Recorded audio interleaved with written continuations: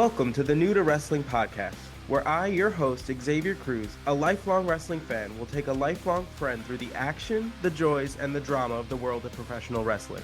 My co-host, Kelsey Silva, has been bitten by the wrestling bug, and I want to invite you to join us as I take her through the moments that made me a fan. So if you're new to wrestling and would like to get brought up to speed, or a fan who would like to relive some classic matches, promos, and segments through fresh eyes, join us as we embark on a journey through the Attitude Era and beyond. Welcome to the New to Wrestling podcast.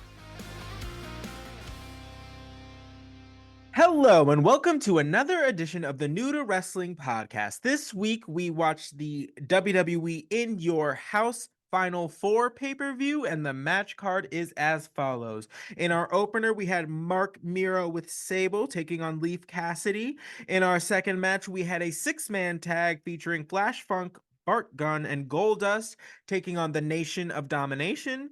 In our next match was a return match from last week's Raw, where Hunter Hearst Helmsley is taking on Rocky Maivia for the Intercontinental Championship. The Tag Team Championships were also on the line.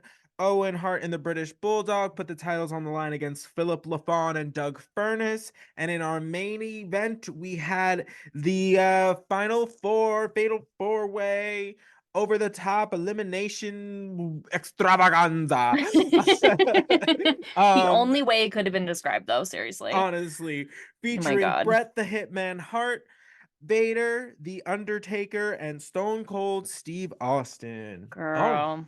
Yo, this one, we knew it was going to be wild. Did not disappoint. My No, heart not is at all. still Especially pounding. the like later half of the card. Like the first half started off a little slow, a little random. We were a little confuzzled by what we were being presented with, but the second half really came through and just elevated the entire pay-per-view. It was, which makes sense. I feel like they probably focused all their attention on that they were like, oh my God, we have to put other matches together. Right. They were like, oh my, wait a minute.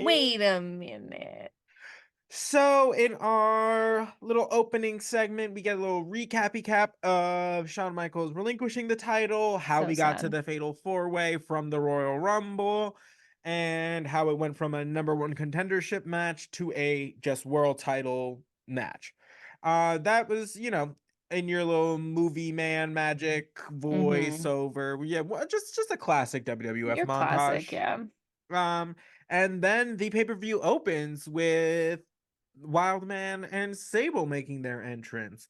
And we're going to talk about Sable a lot in this one. Yeah, Sable I have to. Did not come out to play today. Nope, not a little. Came out in just an all leather, like black bodysuit, which like these like cutouts like all the way like down the front. So and these like sleek black sunglasses that she never took off once. Not once. She was eating today. She came, yeah, I was gonna say she didn't come to play. She came to eat, and she ate the whole meal. Appetizer, entree, dessert, aperitif, like everything. She gave it all. The catsuit was like lined with like a thin little like hint of rhinestone, so it glittered a little bit, but it wasn't ostentatious, and like she just ate it up. The sunglasses were interesting. I do want to discuss this at some point. I mean, we could discuss it at the end of the match, because the way she behaved in this match, I feel like is an indicator of like things to come. Right. I don't know. It must be. I agree. It must be.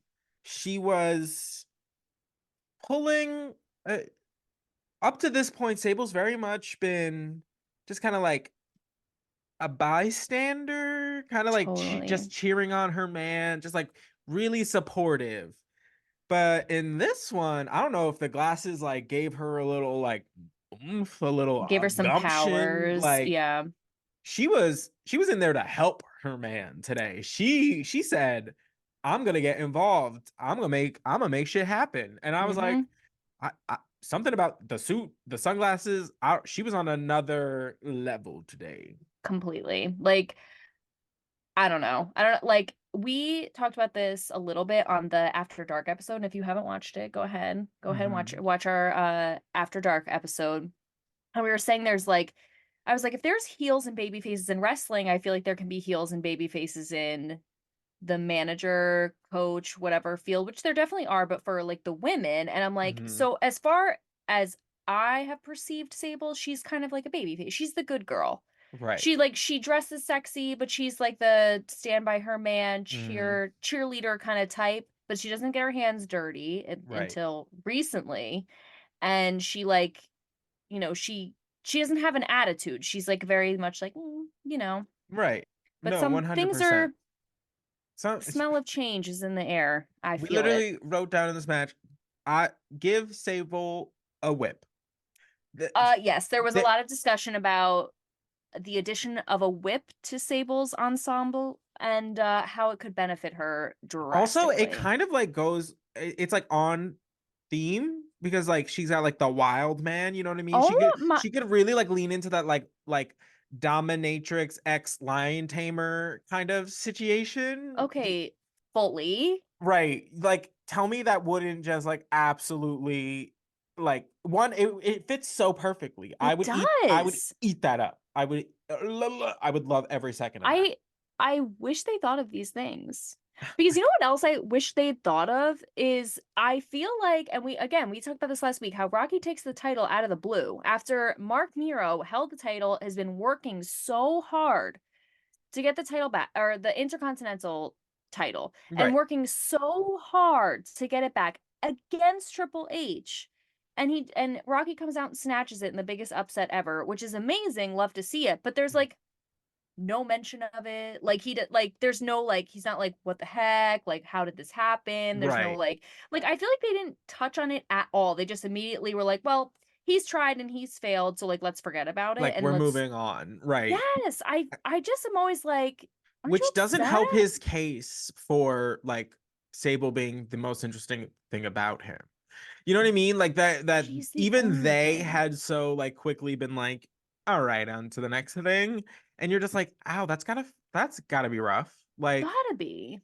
because like, I don't know. I feel like he's getting like traded out for more like interesting prospects. You know what I mean? Like I feel like when we Totally. started the show, it was like Mark Miro's time. He was He was all on over the in every match. He not every match, but he was on every episode. He was right. active in the storyline. Like Right. And I I get just feel like lately it's just kind of been like, your gold dust is a little bit more enticing. Triple H being a complete menace also has its moments. Like The totally Rock being this like happy-go-lucky underdog that just like came through like is generally like a more interesting story. So like I feel like he's just kind of completely. like taken a back seat and maybe this is why Sable's kind of like, "Oh no. No, no, no, no, no. Like I've been letting you run this ship and it's been getting us not where we want to be." And So, I wonder if part of it is like one because not Triple H, Mr. Perfect left.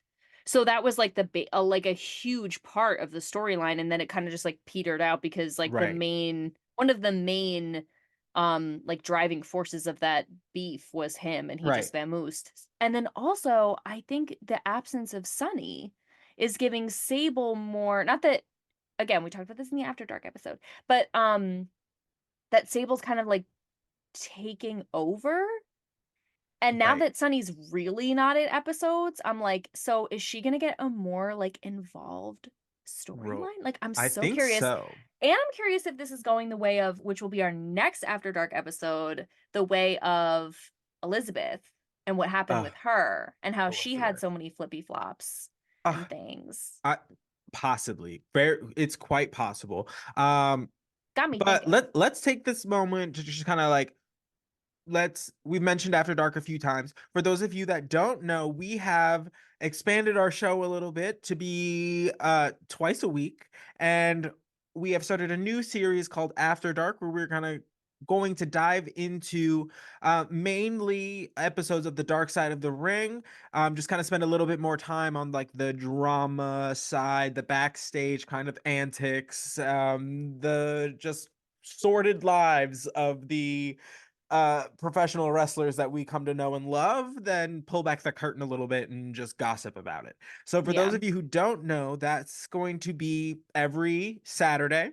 This show airs every Thursday, so now you're going to get a double dose of the New to Mhm. Wrestling podcast. And thank you all for who has checked it out already. There's been quite an overwhelming response as far as the first episode went, where we talked about Sunny and Chris Candido, as well as the ongoing sexual assault and sex trafficking lawsuits that Vince McMahon is currently going under. Mhm. This upcoming weekend, though, we are going to uh, take a little deep dive into the tumultuous relationship of the Macho Man Randy Savage and the first lady of professional wrestling, Miss Elizabeth. So if that Crazy. tickles your fancy, you want to hear us gossip a little bit about it, then you can check that out on Saturday. Like, you love to goss. Like, that's why you're here. So, like, No, for yeah, come goss with us 100%. more. But yeah, I'm so curious, especially after this match, if like things are, I mean, things are always in the works, obviously, but it just Right. feels like Mm. things they Things just put are the burner on. I don't know. Something's yeah. cooking. Something is Exactly, cooking. exactly. So Sable was such a distraction in this match that Leaf Cassidy could not stop just like yelling at her, like Cat trying to get her away from calling, the ring. Like making moves. yeah, at one point he like goes out to the outside and they're like he's like yelling at her and he like backs her up into like the corner by like the ring steps and she just like rears back and just gives him a wallop right on the Mm, face. And we're just like, what is going, like, why are you so pressed about, like, she has literally done nothing that you're aware of. There was this one moment where that uh you're aware of. there is this one moment where Mark Miro is in the figure four by Leaf Cassidy and Sable just behind the referees, like just behind the referee's back, just kind of takes the bottom rope and just pushes it into Mark Miro's hand. And that's your first little like, wait a minute, you Hmm. don't do that. You Hmm. don't do that. What are you doing? Yeah. And I'm telling you, these sunglasses gave Gave her her powers. powers. I get it. I so get it. Because when I have my sunglasses, forget it. It's over. If Ugh. I can't see you, you can't see the heinousness I'm getting into. Amen. So I'm So so the I honestly wish there was more I could say about the match. It was a decent match. It was fine, but honestly, Sable was the star of this, and yep. that is the takeaway that we're gonna highlight, is that Sable's little nuances are leading towards something, Have to and be. we're here for it They have to because be. it was a very kind of sudden shift in. I think Mark Miro's been taking too many L's, and I think she's like, I have to like course correct this ship or something. Because now, he's making her look bad. So she's got By to be proxy. like, yes, she's got to get in there and like get her hands dirty now because she's like, all right, well, I can't be I can't be standing constantly. by my man over here. Like I'm not. I'm like, stand by your man, but also I'm gonna give myself a leg up That's what I'm saying. to, I don't know. Crazy girl. But he does win. I mean, Mark Miro takes a win. Oh, he Sable is absolutely does. directly Yeah. responsible for it. Oh, 100%. She what distracted Leaf. Uh, How did this matter? I know he did like a I shooting star press, but Sable was all over it. That's all I'm saying. Yeah, she was all of it. Which also we do have to mention, unfortunately, that Jerry the King decided to make domestic abuse jokes in lieu of Oh the right, sunglasses, which right. like He couldn't get off it. We were just like, okay. The first one was bad. The first first like one was really bad actually, and we were just like, oh, and I literally had to clarify. I was like, is that real or that was like and Xavier goes, that was a domestic abuse joke. I was like, okay, just wanted okay, to right. make sure I just want to confirm that Jerry really is the the worst. yeah.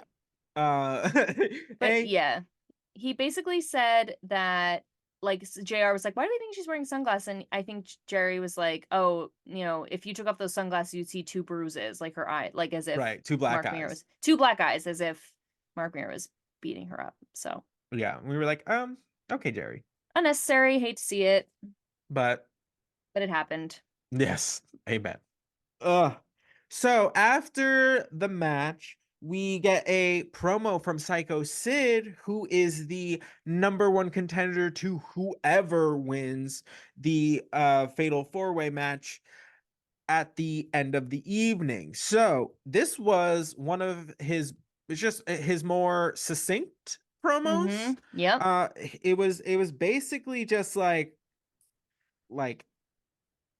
time's not on your side for any of who, no matter who wins, because this match is going to be taking place the following evening on Raw. So Mhm. basically, he's like, I didn't really get my chance, so I wouldn't really sit too pretty with whoever wins because I'm coming for you right around the corner. Mhm. He's essentially he's saying like he never got his fair shake at getting the title back, so enjoy your little victory. It's coming back home to me, essentially. And then the Yep. camera got like real close, just like Mm. out, just as close as. And I feel like that was just a thing today. I don't know what it was with the cameraman, but they were like, they said, Sid, Vader, I want to see your pause. And you're like, no, thank you. I didn't Yeah, ask like for this. yeah, it was so close and he was so intense cuz like Xavier said it was really good. I thought it was great for him and it didn't feel like someone wrote it for him. Like it felt authentically Right. him and he just like had a good day. Like I don't know, just good for him, but like it was so close. I literally like felt myself backing up just like Oh, absolutely. instinctually. I like looked up at because we FaceTime during this, and she's Yeah. like I was literally like literally like shrunken back because it's just like the camera angle just came at you so hot and heavy. Like who? and he's wet. So you just feel Always. like you're in the splash zone. He's So I like was in like, a no. He yeah no. He's very dewy at all times. I know, and like fine, but yeah, he was very, very close. Yeah. So more on that to come, especially next week's episode. We'll see who Psycho Sid ends up taking on. And in our next match, which was a little bit confusing for us, mostly because it was not announced beforehand. So we were unsure that this was a six-man tag up until the Nation of Domination was actually introduced. Yep, Because the team of Flash Funk, Bart Gunn, and Goldust, girl. I could not have put together in a fever dream. Nope, It's nope. the weirdest combination I've ever seen. I And I will also say between Flash Funk's entrance and then the Nation of Domination's entrance, we spent like 10 minutes just getting these people to the ring. like yeah, like I said I was like Flash Funk. Obviously, the Funkettes are absolutely stunning. Nail the choreography, love it. And I just put still too long though. Still too long. But Still too long. this match felt like they like it gave like WWF fantasy football vibes. Right. Or they just threw darts At like at like with their names. eyes closed with like pictures of them and we're like, sure. And like and like the overarching whatever is like they all have beef with the nation like separately, so it's like the like what is it, the friend of my like and or like the enemy of my enemy is my friend, like Yes. yeah. Okay, yeah. It's um something. It's one of those. You it know what is we mean. essentially like the reasoning behind them being a team, but it's still just like such a like a hard like juxtaposition in my mind to see like why they could even remotely work together just based Yeah. on who they are. It doesn't quite track. I yeah. It was so confusing because like Flash Funk came out first and then Bart Gunn came out looking fine as ever, I might add. Ugh, And amen. I was like, okay, they're wrestling, cool. And but then they high-fived when they got to the ring, and I was like, Right. wait. And then Goldust music, and it just and we've talked about this before. The way the WWF will over explain certain matches to the point of lunacy, and Right. then other matches say nothing. Like there's we no idea what this is. I was like, so is it like all 3-on-3? Is it a tag team? Is it like just We were just confused. everyone We against everyone?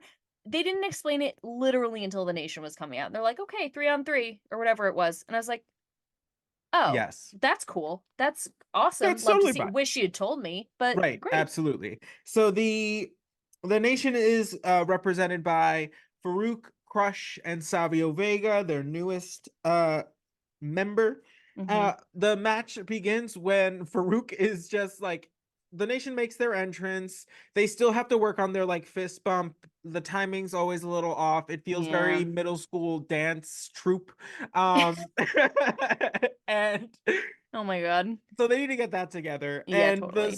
like for some reason, I guess they had turned off the mic of the two stooges from the nation who sing the entrance, Mm. and Farouk apparently had something to say, so he's out here like looking for a mic. He's like yelling at the people like down there to like turn on the Stooges mic, and then they hand him a WWF mic and it's still not on. And then Goldust is just like, F this, and just starts the match. He Wailing on him. just starts wailing on Farouk. And I was like, beautiful. I Thank didn't God. I Do you know that video of from the Pussycat Dolls, Nicole, is it Scherzinger is her name? mhm. And like her mic's not working and she's singing a duet with a guy and she walks over and she just goes, "Gimme." And just takes the mic from him. Yes. I It's that what it gave, except if the guy just punched her in the face, which we do not condone, we do not no. endorse. But like, just if he was like, "Excuse," He's just like, hello. I was like, like, what? I was like, everybody, all of the participants of this match are here. Like, what shut up, possibly do you need to like get off your chest right now? Like, get it together. please. Also, please, Savio Vega, he needs a new outfit. It's starting to It doesn't really. fit. It I know doesn't. we've said it for 4 weeks in a row, but like the nation looks so cohesive except for Savio Vega. No, Like he because it's just just in looks a bright red ridiculous. costume. He just sticks out like a sore thumb. And I am mad at him, but I love him too much to let this go on like this. Like No, Savio, like drink the Kool-Aid or don't, but like do better. do better. Commit to the Do bit. better. Thank you. So Flash Funk was absolutely wild in this match. He Good. at one point like just does a splash from the top rope onto the little members of the nation having a little like huddle on the Little outside. They were meeting. like, this is too much. Like they're beating us up. So they like went outside and Flash Funk was like, nope, and just threw his Papa. big ass all over the pile. And then he also performs a Hurricane Rana like from the top rope, which it was just frightening looking because like Flash Funk like put like for how athletic he is, it is like surprising how like not a small athlete he is. Like he's a He's a big dude. big dude. He's huge. And the way that he just like throws himself around is one, it's super impressive, but it's extra. It looks more like awe-inspiring just based on how large he is. He's And then yeah. it's just like, I'm gonna throw myself and then bring you along for the ride. And we're both like pushing 250. Yeah. It's he is so crazy. He 100% was the star of this match for me. Like Oh, he was far and away. so incredible. Like just outrageous. A plus, tens across the board. Uh, Amazing. And at one point, Bart picks up Flash, like overhead presses him, which me next, and then tosses him into the like just all members of the nation, So just great. into the it He was was like, amazing. use my body. And I was like, again, Me me next. next. I was like, sir.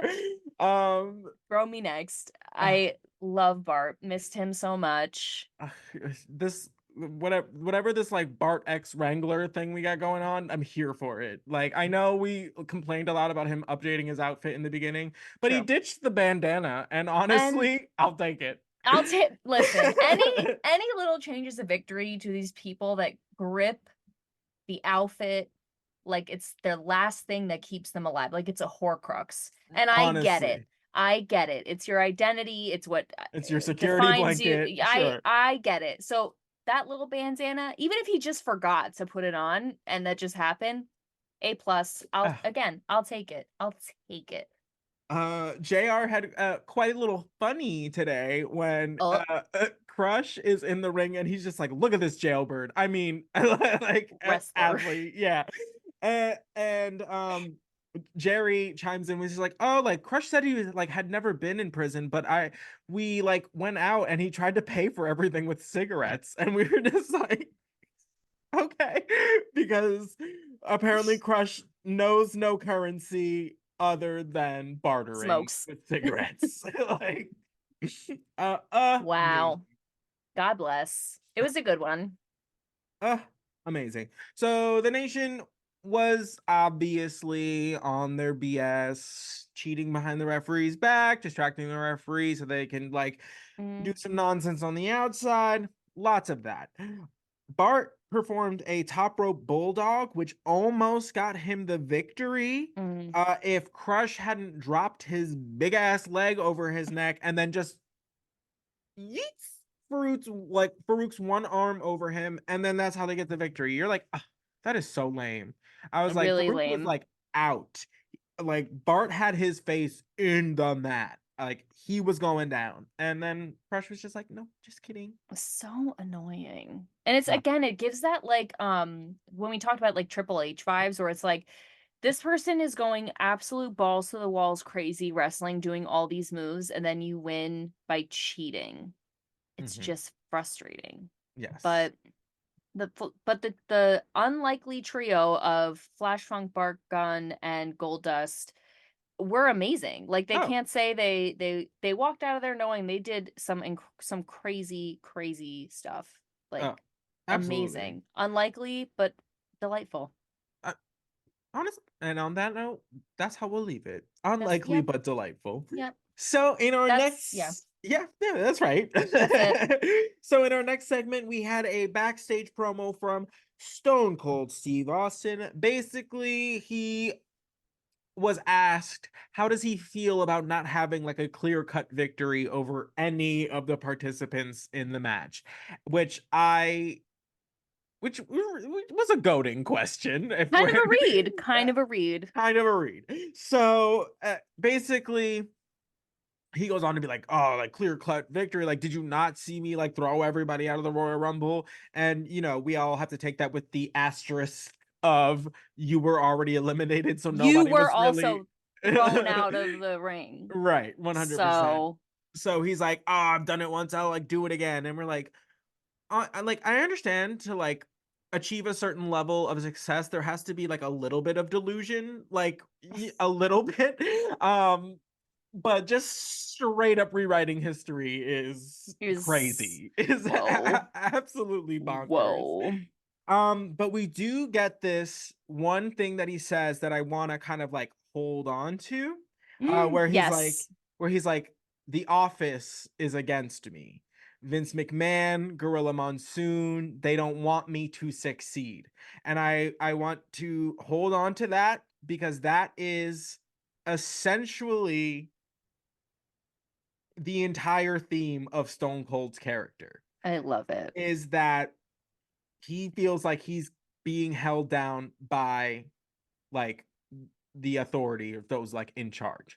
Which I love. When Vince McMahon becomes an on-screen character as a villain, he's going to get put on screen against Stone Cold Steve Austin in this like classic like I hate my boss. My boss is trying to hold me down, and now you're in a setting where you can beat the crap out of your boss.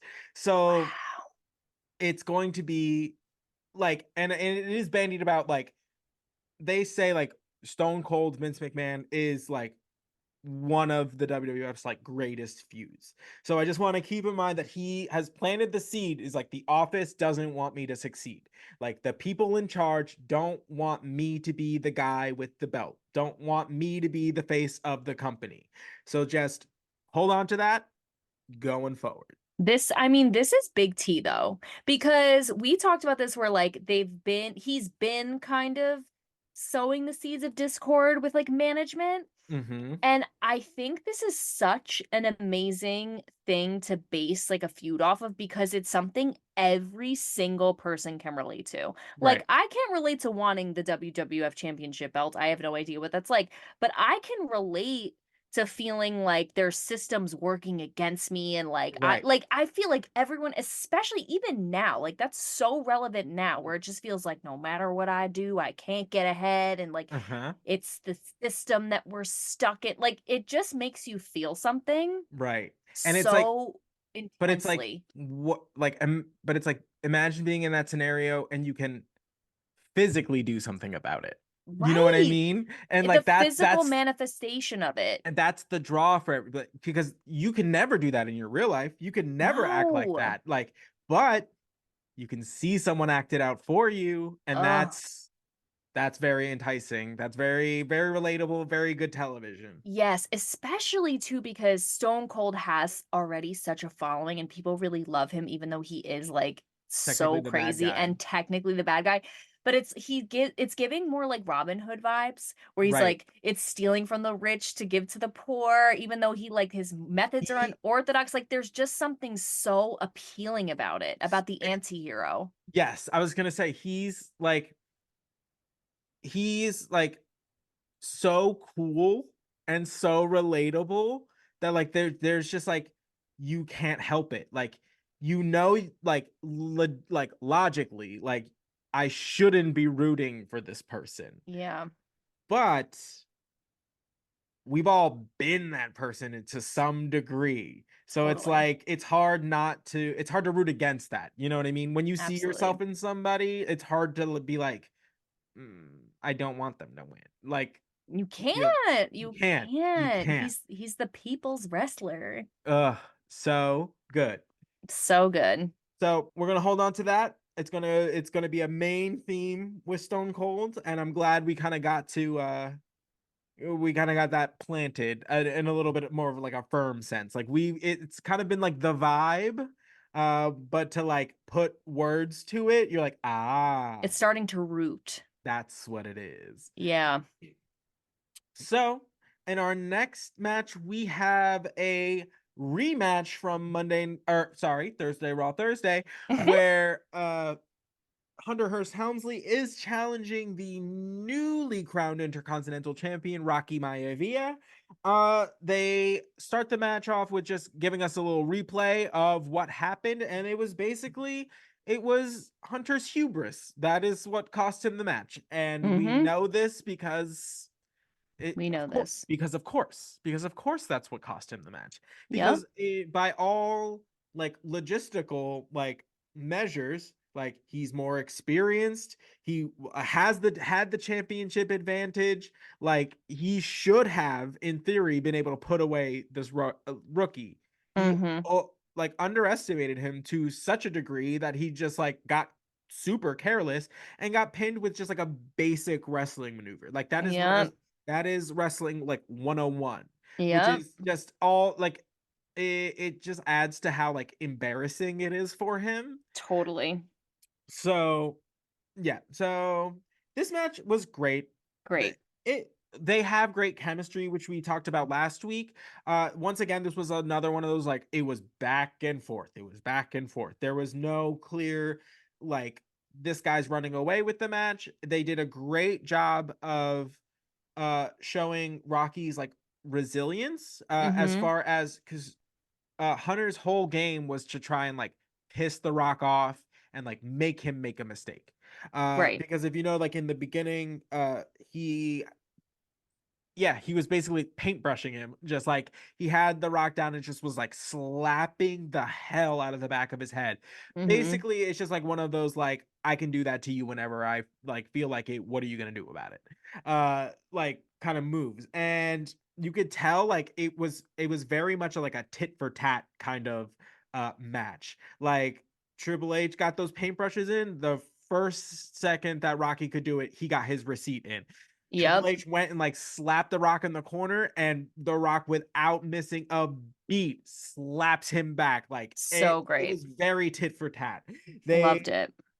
they were not going to give an inch on either one, and it it was just very compelling. This feud is nowhere close to being done. We have many more matches between the two. One because their careers really run like parallel, Mm-hmm. um, and two. Hold on. Oh, oh, I have a note that says the pick me energy on Jerry is just sad. This man is Sad. so far up Hunter's ass. I don't know if he's like even remembers daylight at this point. He's living like the city of Ember. This man knows like this man is just like absolutely lost in Oh the my god. sparkle of Triple H's eyes. He cannot see past this man. He thinks Triple H is like the love interest in his romance novel. He Oh my can't god. stop. Oh my god. Like, and it's sad because Triple H has not even like, do you remember the one time he tagged with you, Jerry, and he left you high and dry, and you're still out here just like Jerry. pick me? It's just like, It's get yourself off the ground. It's embarrassing. embarrassing. Like, it's so unrequited, babe. Like, he doesn't care about you. He does not care. And also, like, him? That's the one you want to That's what I'm ride for? saying. I saw I this. just, I saw this TikTok that is very very applicable to this, where I saw it was basically like a situationship is like a situation to one person and absolutely nothing to the other. And that is oh, exactly oh what my this God. is. Like, That's a kill because shot right Jerry there. thinks Holy. they're in a situationship and Hunter hasn't even looked at Jerry. Oh my Like, God, where are my tissues? I'm gonna cry about this. Oh my God. That poor, I'm sorry, I feel sorry for him. Don't make me feel no, sympathy for Jerry. absolutely not. That man is heinous. Damn. That is so sad. That's so true though. Wow. Honestly. So Jerry, get a grip, sweetie. get it together. But just stop prostrating yourself over him. It's just sad. It's so sad.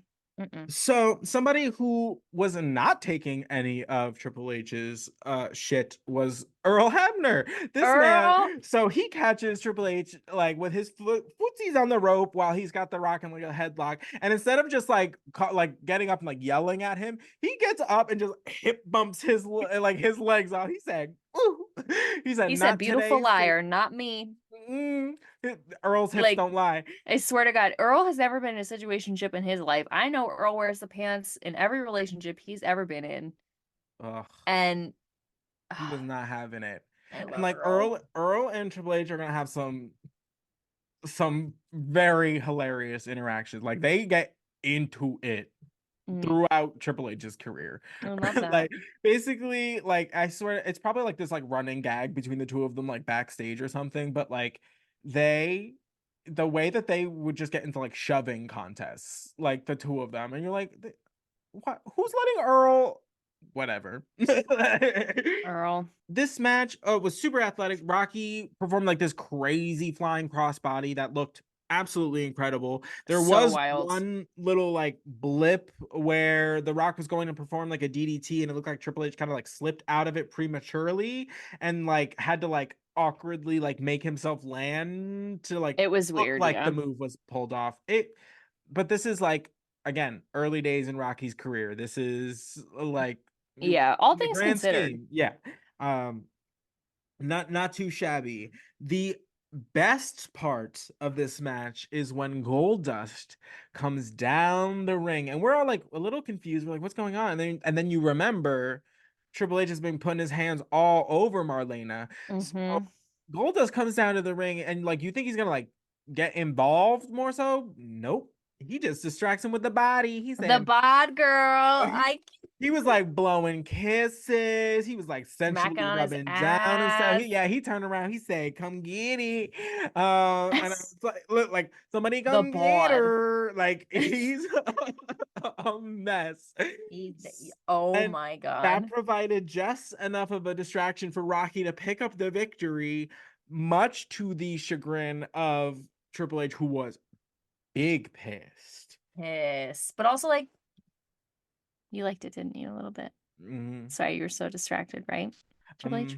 That's I'm what just I'm wondering. saying. He said, It's like a love triangle at this point. Like Jerry's in love with Triple H, but Triple H is low-key in love with Goldust. he's like that He's that so he's one. actually getting Marlena out of the way so he can make a move. Ugh, That's it. Yeah, strategic. I'm He is a thinking man's wrestler. So mhm. we do get during this little like interaction, it cuts to someone from the crowd who who grabs Marlena by the hair and puts her in a headlock and just chokes her out. Like, For what? for For what? why? Now let me explain to you Please. Chyna. Who That is this? Chyna is a wrestler who is going to act as Triple H's new bodyguard. You're kidding. No.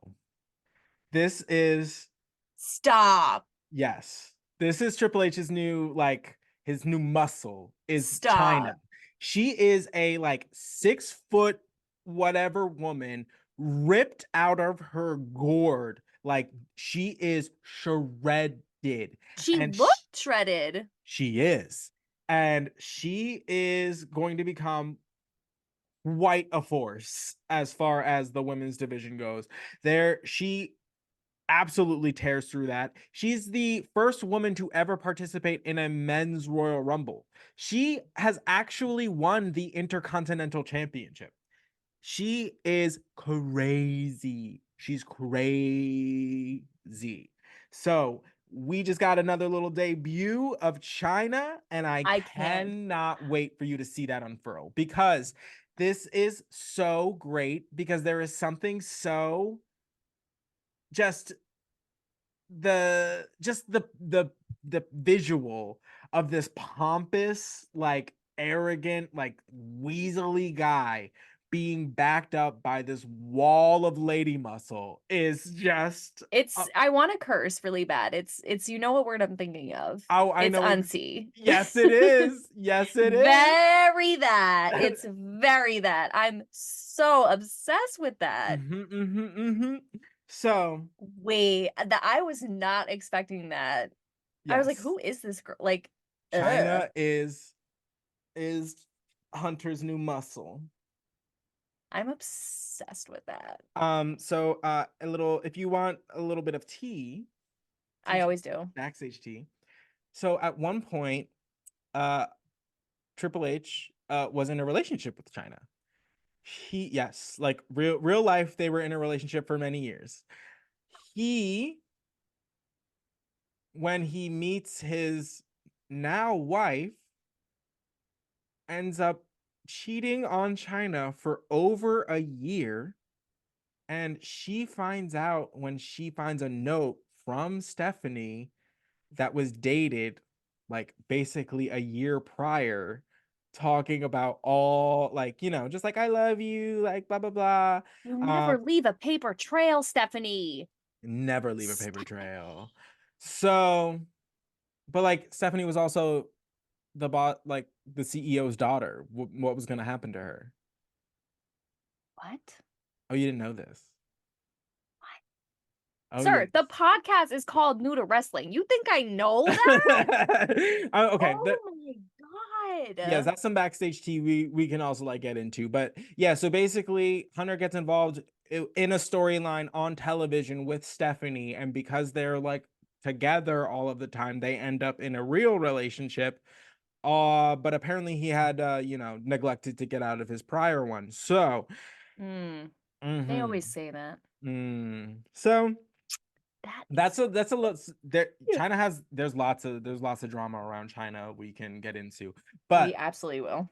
we absolutely will, but I'm glad. I'm telling you, when I told you like a month ago, like we are gonna start seeing the key players, they're showing up. It's great. Like all of the players that were already there are kind of like ascending into their like positions, and then we're getting all of these like new supporting characters that are gonna just keep the ball rolling in various entertaining ways. It's just It's it's such a good time. Such a good time to it's watch. really starting to feel like Shakespeare, but with like a lot more physical violence, Amen. which I'm into. Oh, Though also the way Goldust screamed, put her in jail. oh my God. Yes. It was very I love like lock him. her up. It was he literally he's clutching Marlena's dead body because this was hysterical too. I love Marlena so much. I will say something controversial. Her worst look to date. Dress was Agreed. horrible. Anyway, that's probably why Chyna put her in a chokehold. It was like, girl, seriously. But Like these drags. so Chyna lets her go and is being escorted out by security, and Marlena stands there for 1 second and she's like, "What happened? Like, are my earrings still there?" And then just collapses. Like, Uh, but it was a full like 3 seconds before she was like, "Oh, I should, you know what? Oh, no, fully swoons." like onto the fainting couch. Like Amazing, as absolutely. she do. And Goldust is clutching her lifeless body and just looks up and screams, "Put her in jail!" Uh, I died. I was like, okay, energy. I love to see it. Carries her out super dramatically. mm, Just wow. amazing. Snakes in the grass So because the bitch ain't cut. Let me tell you. so They're we right got behind you. we got moving parts on that one. We're gonna find out more about China. Clearly, Goldust and Triple H. We're gonna move on from there, but that does allow Rocky to move on to other challengers. So Very we'll see exciting. what's next for the Intercontinental Champion because this is early days for him. So we're gonna see where he goes from here. Wow. Next, we get a promo from Vader, which started just basically like in his retinas and just like for some like I'm We telling did an you. eye exam on Vader. I was like, what do you see? Is that he's like Yes, EFG like read the third row from the bottom. Thanks. ridiculous. And it was kind of like a rocky start. He kind of like stumbled over his words. He basically just like went through the list of participants and like gave them their own catchphrase like back at them, and then Paul Bear chimed in with just Yes. yeah, it's so hard to like I know, yeah, because he sounds like Mickey Mouse, but like he's speaking like like he's speaking the words of like the devil, but he sounds like a Like Disney Winnie the Pooh. character. Yeah, it's just like like I can't like it's so awkward. Like, He's literally it's like the like antithesis of It's a Small World After All, or like the negative version of It's a Small World, but it's that still high pitched like mm, oh, I I know what you're hate it talking about. so Yeah, much. no, yeah, I wish he did any voice but that one. no, that is the one he sticks with. That is Why? it. His vocal cords have to be shredded. Oh, Like just absolute, shredded from doing that. just roast beef at this point. Like, Cutlets, just raw. someone call Messed up. Arby's. Like, I can't.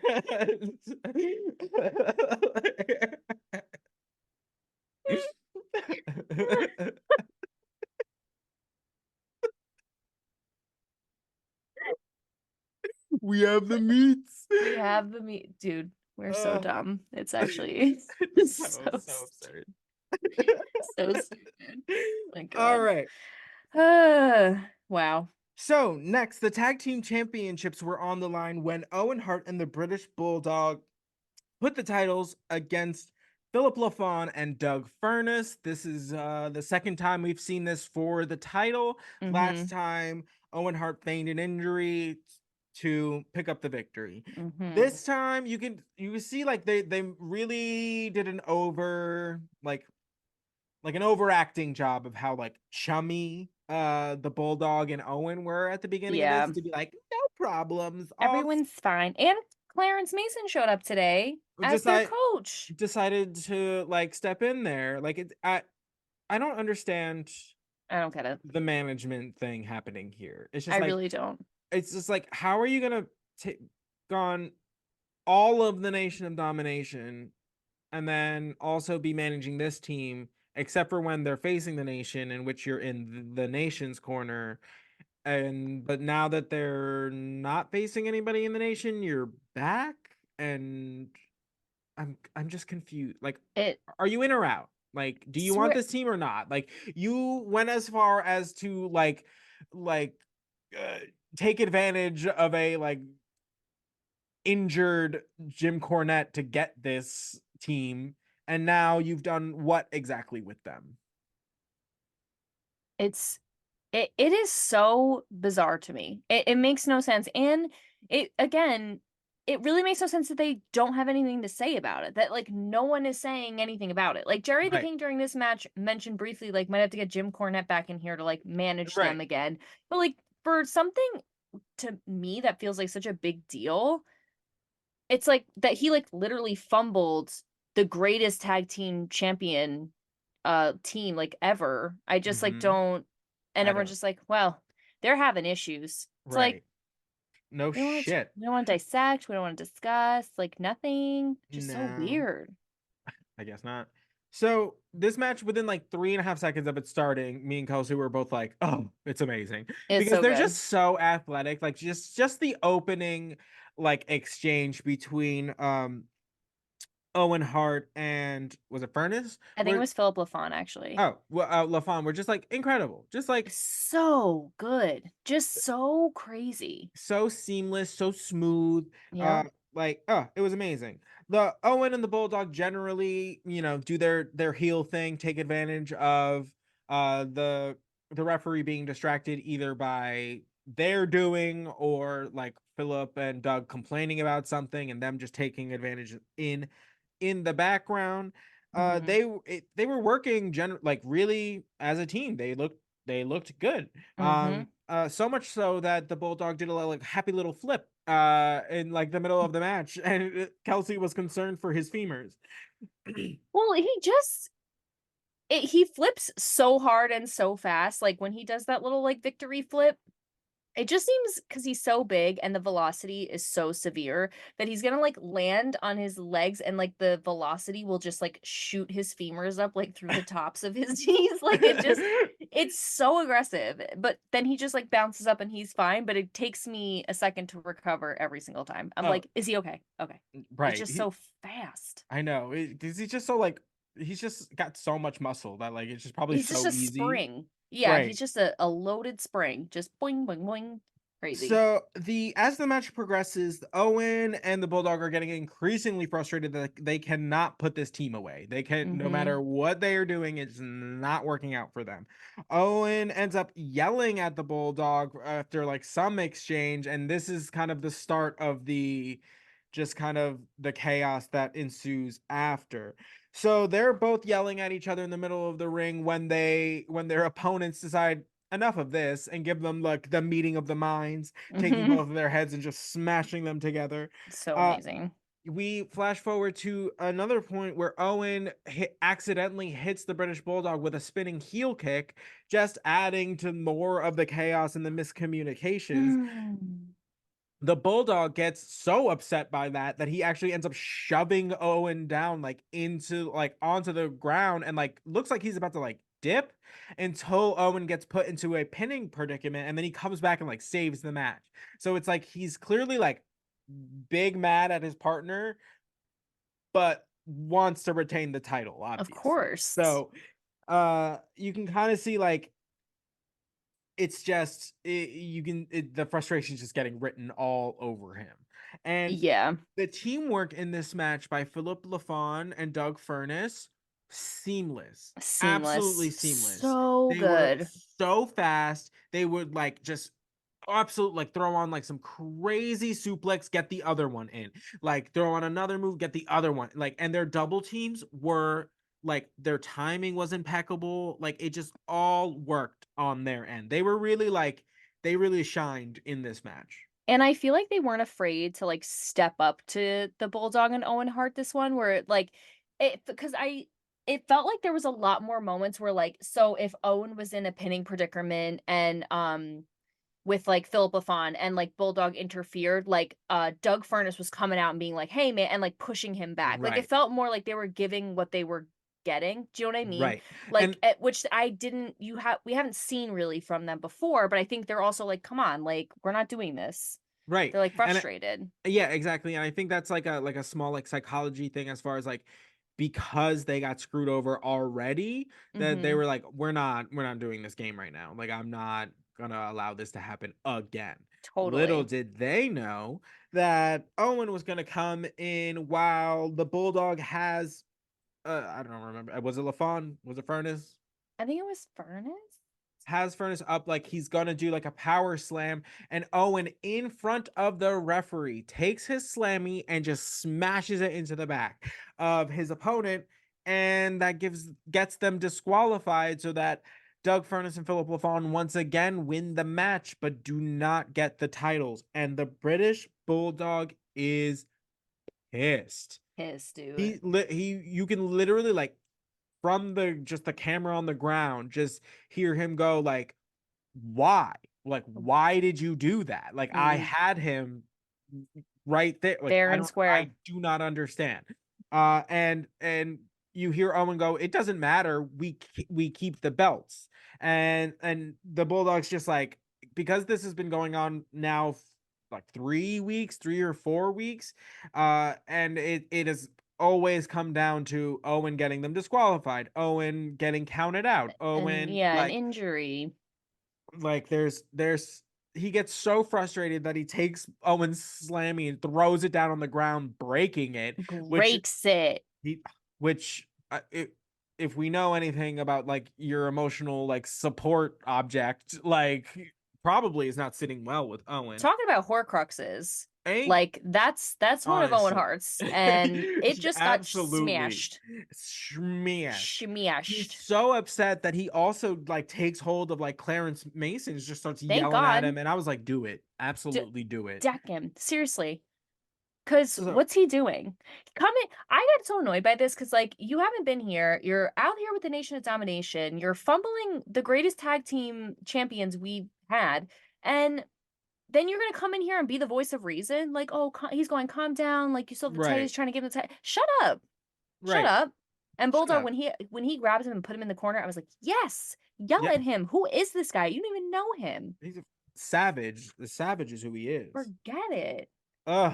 So that is going to boil over shortly. It has to be. There is the Bulldog is getting more and more upset every time something like this happens, and eventually he's the restraint is going to be gone. Mm-hmm. So I'm thoroughly looking forward to that day, quite honestly, because Yeah.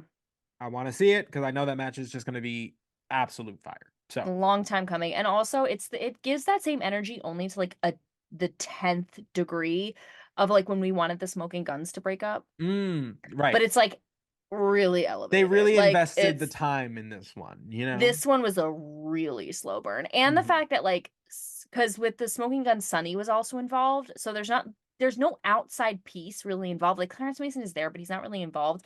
It's the fact that it's like their family, first of all. Two, they're both so amazing. And three, it's really just down to the two of them, like really having differences. Like there really isn't an outside force Mhm. influencing them. And I feel like it makes it like the stakes higher or something. It Right. just feels more of like, More organic. Like it makes yes, sense that like you could see this happening. Like this absolutely like you understand where the bulldog is coming from. Like totally. And he was walking out and he was like, I literally had him. Like I had the guy, we would have won fair and square. Like we don't need this BS like to right. win. So, Sad. Nobody wins yeah. when the family feuds. Beyonce said that. Amen. So after that match, we get a promo from the Undertaker, and it is just amazing, just classic Undertaker. Basically, alluding to the fact he's like, I've kind of like lost my edge as of late, and like honestly, like granted the odds have been stacked against him, Mm-hmm. but he's the first one to be like, I've been taking some L's recently. That is not me. And I love that about him. He's Humble king. like he's like I'm getting my edge back, and he's basically like, I'm gonna be the one to win this, and there's nothing you can do about it, so you better just hope that I spare your life. And I was like, "Oh, okay. Uh, I love it. He ran down, he said by hook or crook, he doesn't care how he wins, he just wants the title. And he mm-hmm. said, Vader, I have a score to settle with you. And it was perfect. It's just a perfect Undertaker promo. You just feel it in your soul. That his like deep voice is just like mesmerizing, and then he just leaves us all like, okay, yeah, you're gonna do that. Anything you say. No, Anything I you say. believe everything. I believe it all. I fully believe he's out here like collecting souls. Like he has a manner Absolutely. in which to do so. He is at home when he goes or when he leaves to go home, he's like rowing across the river Styx on his Literally. way back to the underworld. And Well, everyone's like, "Welcome home." no, fully. He like high fives Haiti on the way down. Like Yep. he gets it. They're like, "What's up?" So, amen. So that brings us to our main event, which is the WWF World Championship match. It is essentially like a mini Royal Rumble. So the rules are you can either get eliminated by pinfall, submission, or elimination over the top rope, 2 feet touching the ground, just like the Royal Rumble. Mm-hmm. This it, where do I even begin with this match? This match was absolutely incredible. So we get the entrances of Vader and Stone Cold, and they are wasting absolutely no time in getting into each other's faces. They start flipping each other off and just talking Right shit in each other's faces, just from the rip. Just like it's they so good. and then the Undertaker comes out, does his thing, and then we get a backstage promo from Bret Hart, which is just Crazy. it's so succinct, it's so like on point. He's just like, I don't want any excuses. And they ask like, oh, like do you think anything can like stop you? He's like, no, I don't think so, and I'm gonna show you in a couple minutes. I'm gonna show you right And now. Bye. no, fully. And I was like, I ate it up. I was like, Mm-hmm. you absolutely are correct, Bret Hart. You were right. I love him so much. And then this match, it from the beginning was just absolute chaos in the best way possible. It was brutal. It was violent. It was fast paced. There were so many points during this that were just like stood out on their own, like Mm, as if that one spot had been the spot of the match, I would have been satisfied, and then they just mm-hmm. kept going. Mm.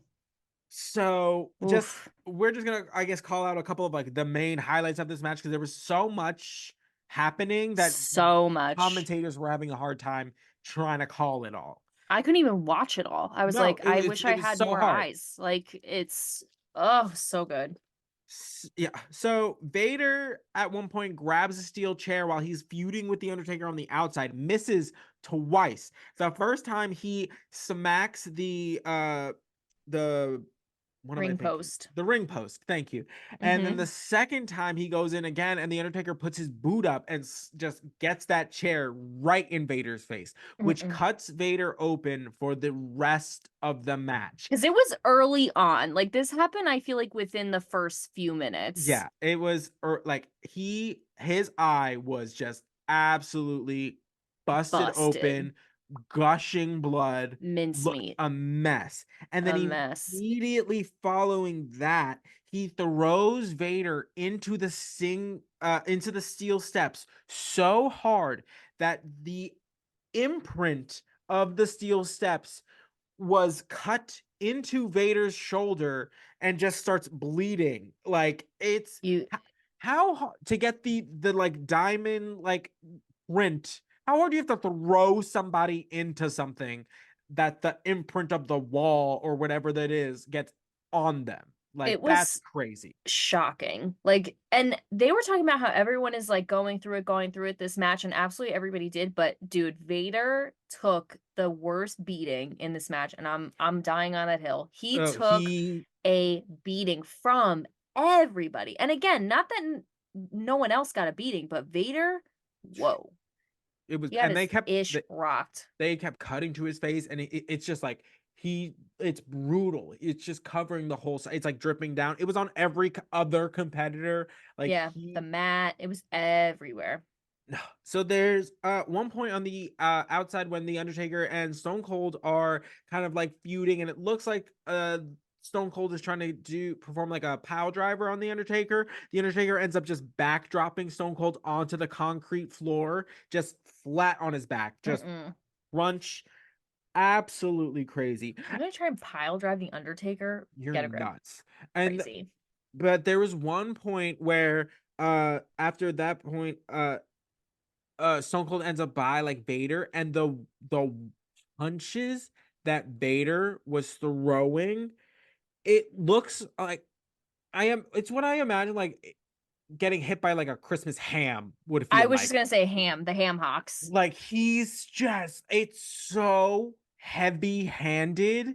Like you Mm-mm. really feel like Hulk smash, like if that were existing in an actual human person, it is Vader. Yeah, The absolutely. way he doesn't like just like straight punch, he like hammers down like with all of his weight, and he's just so just like thick that like you hear the like thud, and like I watching it, you like I'm like, that hurts. Like that punch looks like it hurts. Hurts. It does. And I know we've talked about this, like how he just like Vader, it also it's just no effort, it feels like.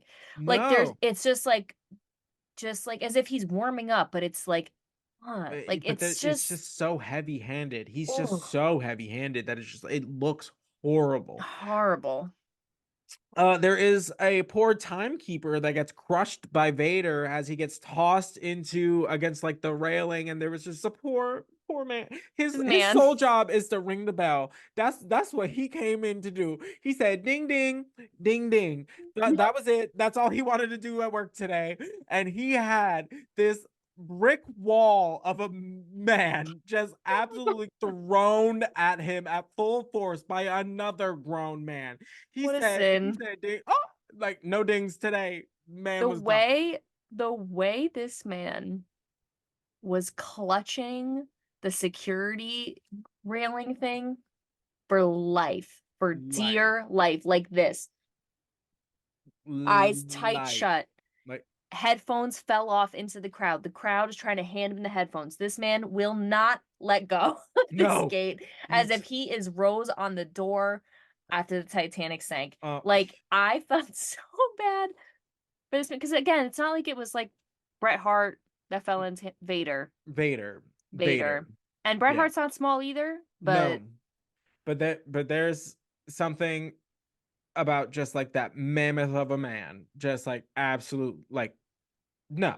uh-uh. It didn't have to be Vader. Couldn't have And been Stone it Cold didn't have to that happen at done all. that spot. The Ooh, bell man. And then Vader picks up the bell and smashes it. So we're like, all right, so we have no idea like what's going on? No. what's gonna happen now.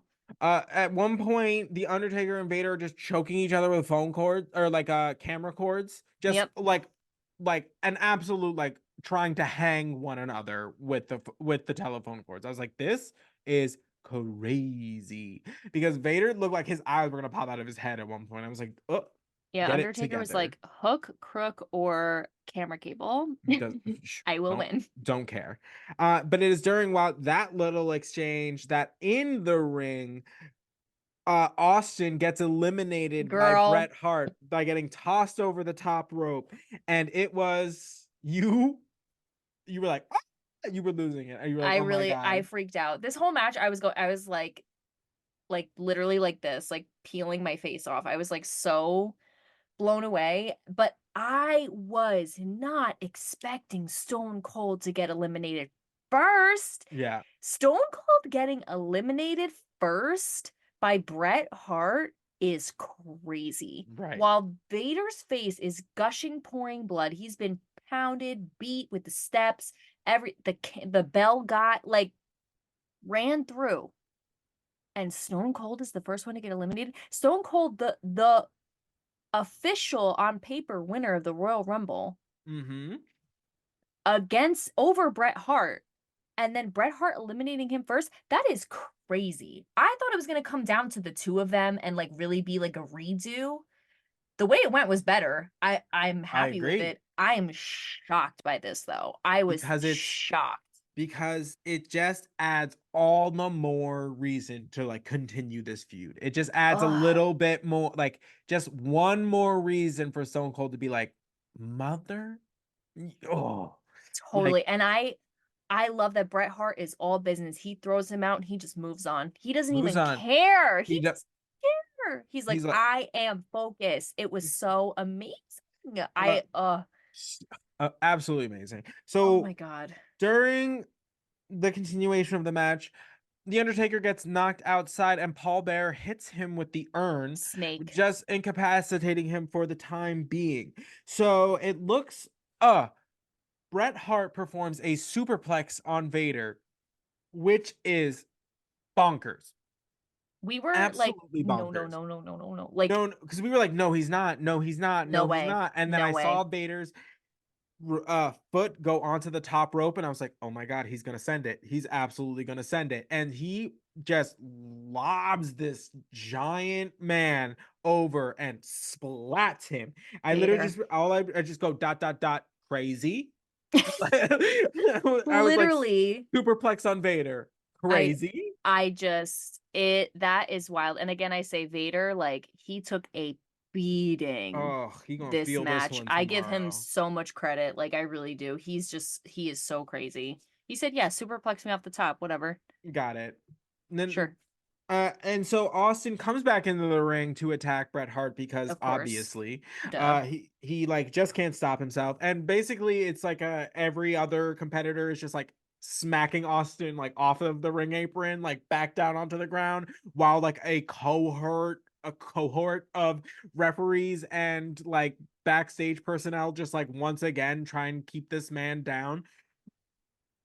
But while all of that chaos is happening, the Undertaker eliminates Vader when Vader is trying to like climb the like top rope, and he just yeets him out. Oh, it was beautiful. It was absolutely It amazing. was so good. It was And so good.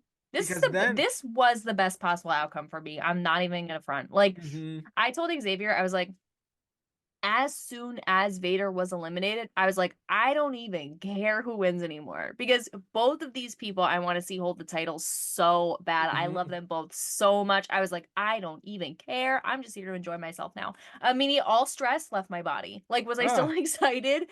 Absolutely. But I was like, all right, I don't even care who wins now because I love these two wrestlers so much and both of them deserve this title. Now I just want to mhm, see how who gets it and how this is amazing. right. So we once again like cut to Stone Cold Steve Austin like making his way back up to the ring apron, and it's basically just like a volleyball match of like Who Stone can Cold punch comes up, him? one of them punches him down. Like Stone Cold comes up again, the other one punches him down. But Mm-hmm. while that's happening, after the Undertaker goes and hits Stone Cold off of the ring apron, Bret Hart comes up behind and clotheslines him over the top rope, eliminating the Undertaker. And Bret the Hitman Hart is our new world heavyweight champion. The way I can still feel the elation in my body. But it couldn't have gone any other way. It couldn't have Right. gone any way. If they made Brett take the L again, stop. Well, especially at like with the situation that we're in, like having like Sean relinquish the title, it's just like Yeah, this is like this is the best outcome that we could have had. I think. absolutely. We I need a think, hero. yeah, and I think Brett is had enough of like a backstory of not getting the title to kind of like really, um, kind of like swoop in here. Like he had like lost to Psycho Sid. He got shafted out of the Royal Rumble. Like you think he's gonna do it, and then like finally like now the scenario has finally like allowed itself for him to kind of like step back into his role. So this is the fourth time that Bret Hart is the WWF champion, and his celebrations were cut a little short because Psycho Sid makes his way down to the ring to confront Bret to just kind of remind him, hey, tomorrow. See you there. Yeah. He was like, I'll see. I thought they were going to get into it right then and there, but they didn't. But the threat is sometimes better than the violence. I no, I agree. I agree. Oh my God, I'm so happy right now. Ah, I don't even care like about anything else. Like I'm so happy right now. And this is oh, exactly what they want, obviously. But ah, this is the best possible amazing. outcome. I think that it would have been amazing again to see Bret Hart and Shawn Michaels fight, like without a doubt. Right. But this is also sensational. Oh, it's great. And And we I want to know, see Bret Hart and Psycho Sid fight again. yes, that's gonna be fantastic. And also, like, Stone Cold's not done. Clearly not. Girl, He got eliminated and wasn't even done in the match. So d- and I feel like because now the Undertaker is really pissed at Stone Cold too. Like, Right. it adds extra fuel to that fire, and, like, Mhm. again, we've said it many times, like, I don't wanna be on the receiving end of the Undertaker's ire No, ever. ever. Seems like the worst possible idea. So, like, Stone Cold is making, like, more and more formidable enemies, not that he wasn't already, but this seems, like, extra zesty. I And agree. I'm so excited, and The Undertaker, oh, I I love can't. him so much, and he was big pissed, girl, he was big pissed. This was amazing. Yeah, because Lived up to the hype. he even like he doesn't even like just like leave the arena right away. He like turns and like looks at Bret like celebrating. He's like, ooh. But he's not petty about it. He doesn't No, go no, like, no, "What no. the he" he's like, "Damn, No, no. He literally just looks back like, I love mm, him." so good. So that was the In Your House Final Four pay-per-view. Tune in this upcoming weekend for our next episode of After Dark. We are going to be taking on the sordid relationships of the Macho Man, Randy Savage, and the First Lady of Professional Wrestling, Miss Elizabeth. I cannot wait to talk about this, Ah, you guys. it's gonna be great, guys. So until next time, thank you as always for finding us wherever you find us, whether you're watching us on YouTube, Spotify, Apple Music, we're all over the place. We appreciate it. Please continue to like, comment. We love when you comment. Love, We love. had a comment on our After Dark episode that We will discuss we then, will yeah. discuss on Saturday, and we'll catch you next week. We'll see you there. Bye. Bye.